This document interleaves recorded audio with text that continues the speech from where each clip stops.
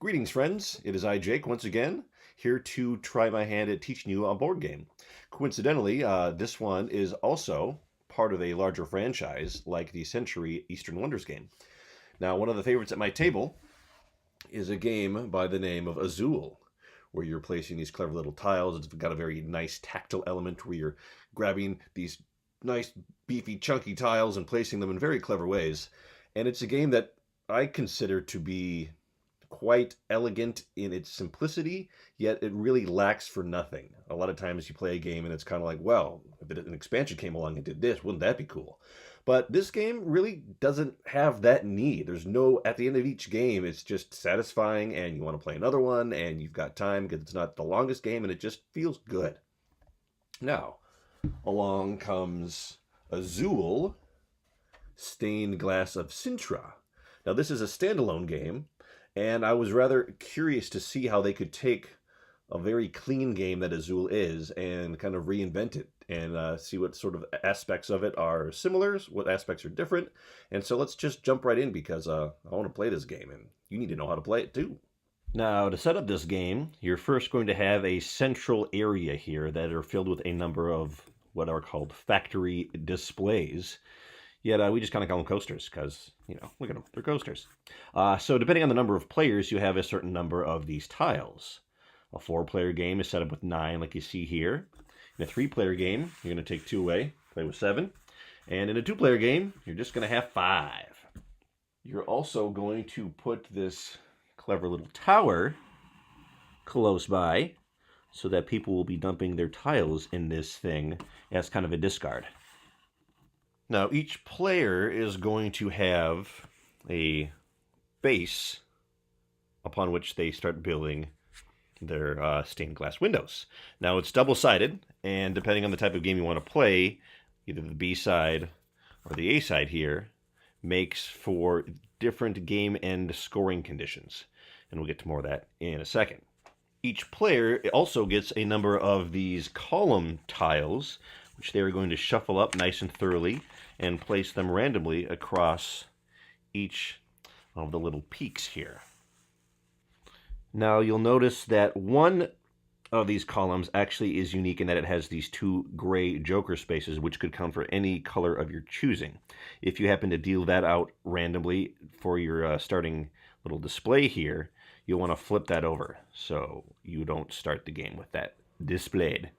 Each of these, of course, is double-sided, and that's part of the game, as you'll see.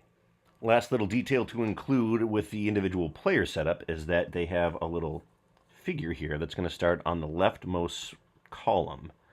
And, of course, you also determine the first player, either by a random or they suggest by the player who most recently cleaned a window.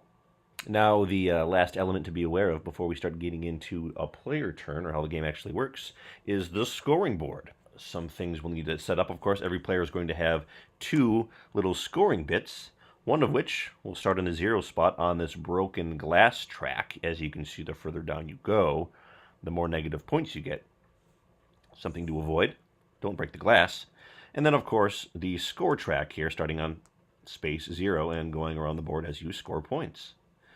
Now, the game is played over 6 rounds, and they are marked here.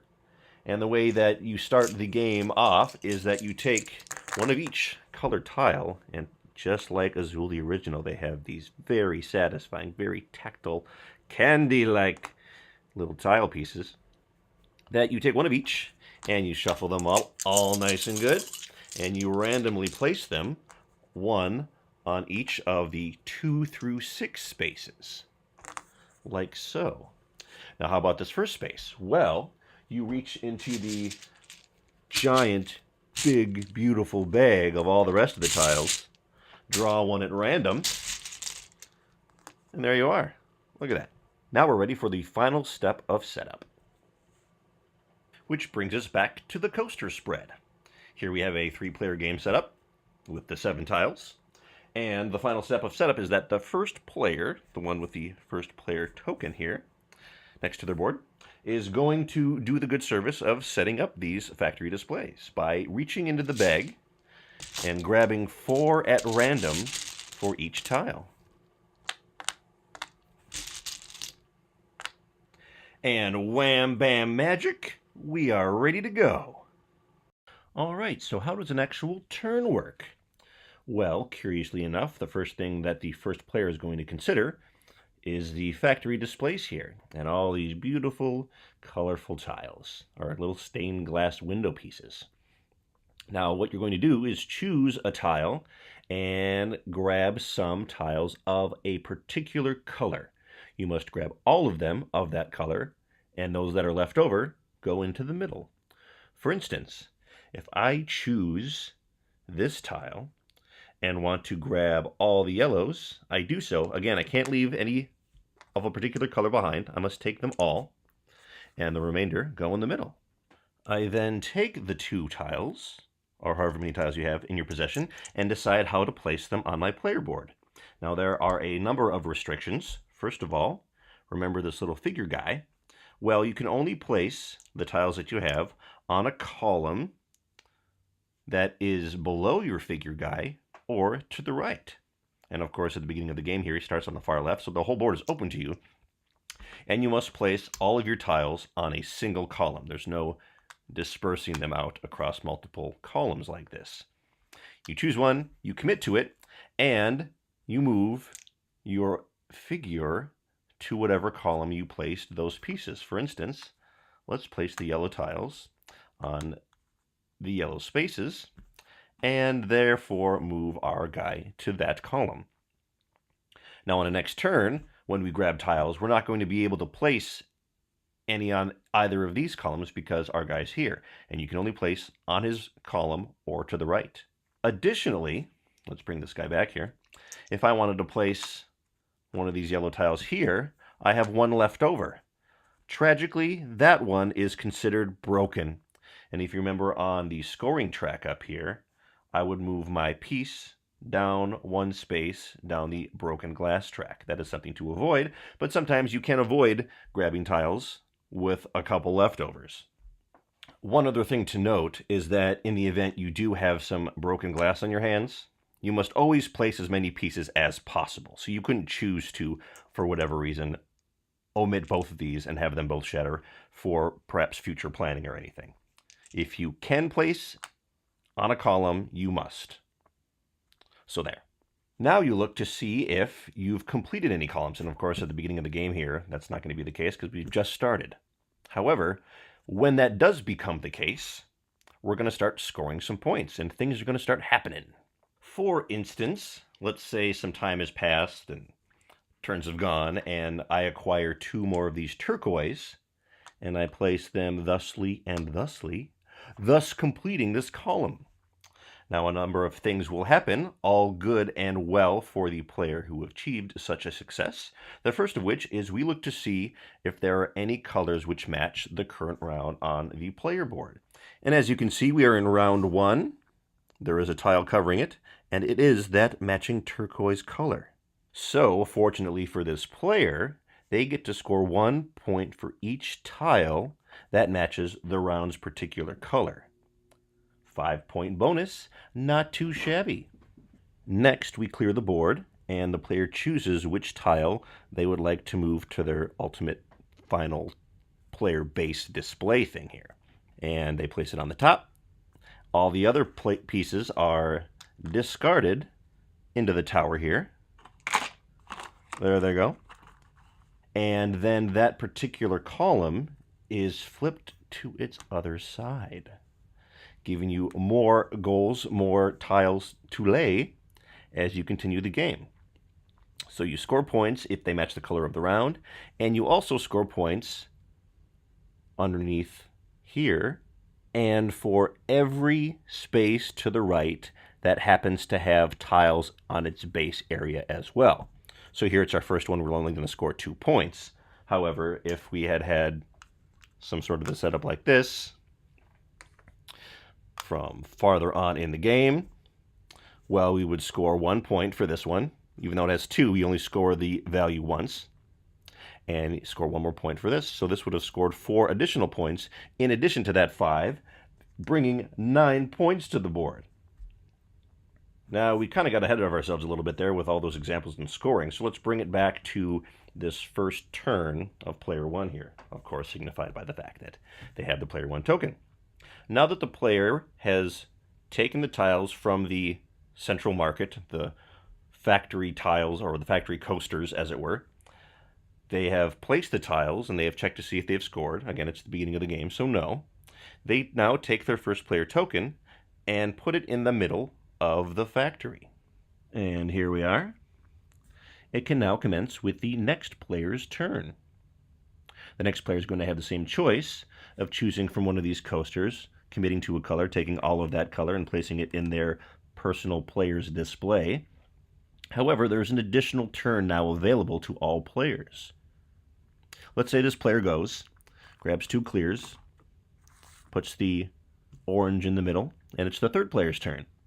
The second player had this option as well, and all players after the first player, that in addition to being able to choose from one of these coasters, they could choose to grab the tiles from the middle as if it was its own coaster.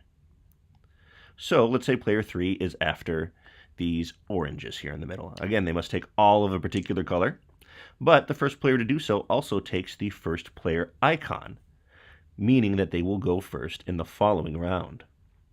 Now, this does have a price. It is also considered that you shattered some poor piece of glass. You will move down a space on the broken glass track. So, slight penalty, but oftentimes it's worth it. Going first can be very, very valuable. Now, the round proceeds with players taking tiles. And I'm just going to make a mess of things here, but once there are no tiles available, either on the coasters or in the middle, the round is over, and a certain number of steps commence to set up the next round. Now, they're not very complicated steps, but they should be mentioned nonetheless. To advance to the next round, you remove that current round's tile, which always allows you to keep track of which round you're on, because it's just whichever tile is covering up that current round.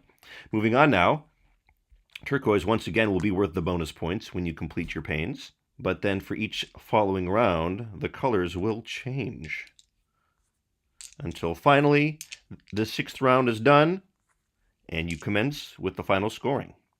Now, once again, I'm getting ahead of myself, because as we jumped from round to round to round to the ultimate end of the game, we are still only setting up the second round. So, since we removed that first turquoise tile, we're ready for round two, and player one, whoever acquired that tile from the middle from last round, now has the responsibility of setting up the factory coasters once again. And I think that's about it. But before we go, I must back it up once again to the player board for final round scoring and one last little detail of something you can do on your turn. All right. Now, you might have started wondering to yourself, if I can only place tiles on the column where the figure is, or spaces, columns to the right, and each time I do on a certain column, I move my marker to that column, how on earth can I move them back? Am I just doomed to just obsess over this last column until the end of the game? Well, no. Instead of taking your normal turn of grabbing tiles from the factory, placing the tile, seeing if you score, like we have discussed, you can instead kind of rest for a round, allowing your marker to return to the far left. Simple as that. You essentially skip your turn to allow yourself to restore your marker back to the far left. One other detail to note, that when you complete a column, you flip it over, and you know you flipped it over because you already have a single tile there. But when you've completed it a second time, as the icon here indicates, you remove that column altogether. So as the game kind of rounds up to a close, you can kind of look across the board and see other players and their progress and see how far along they are towards ultimately filling up this bottom section for the final push of game end scoring. All right, so let's take a look at an example of the red player's final base board here for the game end scoring. Now, we are playing with the A side, so it scores in this way. You look at each of these 4 points and look at how many tiles are surrounding it. Up to 4, as you can see. If it is, in fact, surrounded by 4 points, it scores that player a bonus of 10. but you score each of these points individually. So if there's 4 around it, it scores 10 bonus points. If there's 3 around it, like this point has, it's a bonus of 6. If it only has 2, it's a bonus of 3 points. And if it has only 1 tile or none, it scores nothing. So in this example, it would be 10 plus 6 plus 3 for a bonus of 19 points. If we're playing on the B side, its final scoring is a bit different. And it involves a little bit of math. What you're going to do is count the number of completed windows. This is not completed. This is completed. As you can see, both spaces are covered up. So in this instance, the number of completed windows is 5. Then you choose a color, any old color, probably orange in this instance because there are the most of them, 5 of them as well. You're going to take the number of a particular color of tile that you have on your board and multiply it by the number of completed windows. So in this instance, 5 completed windows, 5 orange tiles, 25 bonus points. But regardless of the player board side, be it A or B, you are lastly going to count up the number of leftover tiles you have on your columns here, and for every 3 tiles, you get a bonus point. So in this instance, we have 7 tiles left over. That would give us a nice little nudge of a bonus of 2. Any leftovers are not counted. We then look at our final position on the broken glass track and subtract those points from each player. The red player here would lose 15. The blue player would lose 10. Yellow player would lose 5. And then whoever has the most points wins. One last thing to note on this broken glass track: if some unfortunate player goes all the way to the bottom, they are immediately docked those 18 points and then immediately return their piece to the very top and continue counting down if there's any left over. So there's a way to reset and start anew, but call that bump of 18 points sure must smart. There you have it. Now, I am still quite withholding judgment at this point because, well, I haven't really talked about Azul as a tutorial yet, but it does seem to take the complexity up a tiny bit. Azul, the first game, was one that I definitely would play with people first. But like I said, haven't played Azul Stained Glass of Sintra yet. But the two of them just look so nice side by side. And so I think that's the way that they will end up playing. Very nice side by side. Warm up with some Azul, cool down with some stained glass. Thanks for watching.